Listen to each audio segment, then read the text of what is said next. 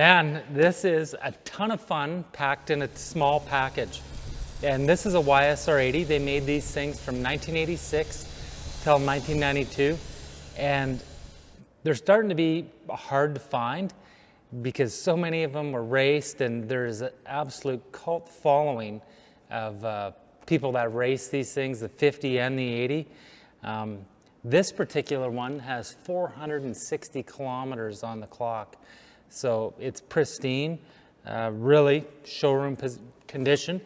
This one does have the billet wheels, which were aftermarket, but aside from that, even has a stock exhaust. When they made these YSRs, the thought was that it was a junior, wouldn't say race bike, but just to get young kids into riding motorcycles. And honestly, Honda made an NSR, Suzuki made some GSXRs, but they were really only in Japan. They made these in North America and they sold every single one of them. I wish they built something like this again. It seems like in the past is where some of the fun stuff for the kids, you know, where they could actually get out and learn to ride in something that's their size. You know, snowmobiling has really turned that corner again, and we've got some really cool kids sleds, but it'd be really awesome to see some kids street bikes.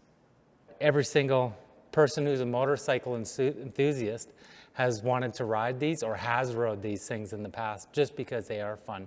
And if you were lucky enough to be a kid and you actually got to ride the 50 when you got your bike learner license, that was pretty special. And then you could graduate into the 80 and into bigger bikes as you grew up. But how cool would this be to roll into school and you're legit and you have a street bike? I mean, that's pretty badass.